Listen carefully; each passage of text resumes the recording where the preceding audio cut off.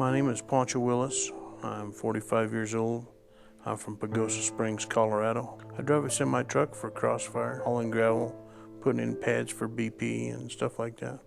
My wife, Melanie, and myself, we just helped my mother move up to Montana with my father.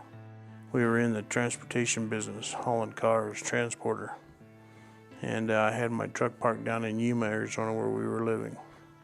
So we were on our way back to go ahead and get back in the truck and continue that. I started out driving in the morning from Dillon, Montana.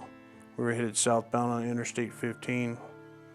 And we stopped in Du Bois, Idaho. We had a hamburger. It was about lunchtime.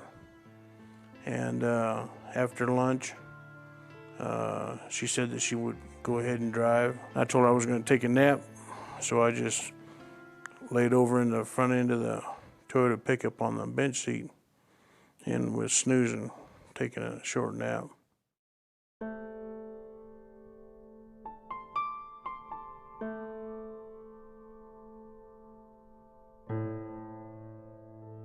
I heard a loud bang. We had the rear tire on the driver's side exploded, and then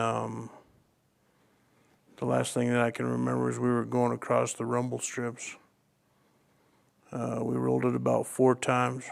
We were both ejected. Neither one of us had our seatbelts on.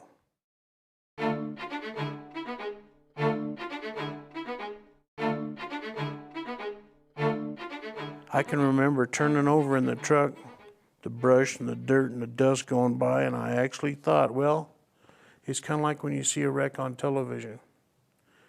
You just kind of roll it back up on the tires and they go again, is actually what I thought. But then when I woke up 4 days later, it was a little different story.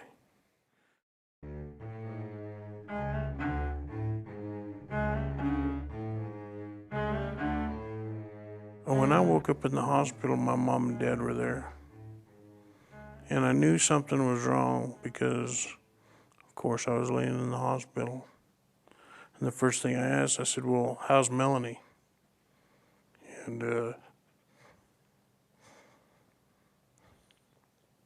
they said she didn't make it.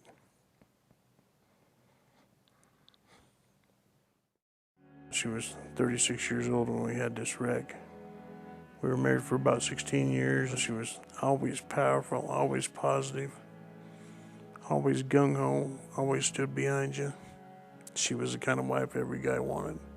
And that spark of life was just snuffed out in a heartbeat.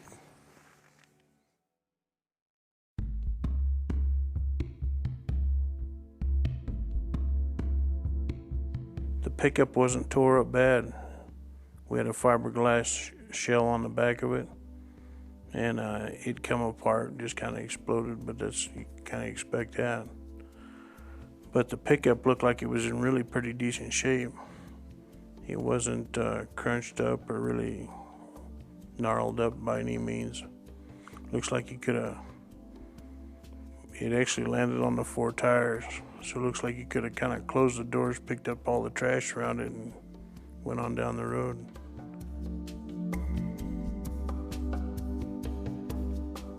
I might have been one of them kind of guys, oh, hell, it'll never happen to me, I'm bulletproof. Well, you know, everybody takes a turn, you know what I'm saying? And it's kind of how you, if we would have just had them hooked up, I really feel that she should have still been here. My dad had a really good saying about excuses. He said, Pancho, he said, excuses only satisfies the person that makes them. And I think there's a lot of that out there.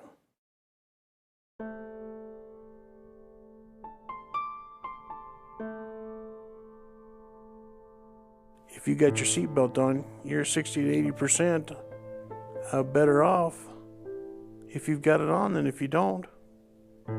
Well, you don't have to be a Phi Beta camper from MIT to figure out that's pretty good odds. So that's the reason that I'm going to try and always wear mine. If I had my wishes, I would hope somebody would could look into my eyes and see what I've been through. The pain that it still causes. 8 years later, they tell this fat boy that time heals everything. Time don't heal shit for me, 'cause I live it every day. But if somebody can benefit, say, hey, you know what? That old boy might be fat, but he knows exactly what the hell he's talking about. To me, that's really important. If I can push you over the edge to go, now look at this. This is all we got to do here, folks. This is it. All we got to do is go from here over to here and wait for it to go click. It's a done deal.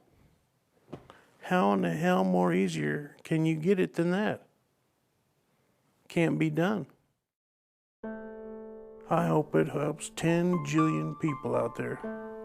But if it'll save one old boy's life, or one old boy's wife, or his little one, that's my main goal here.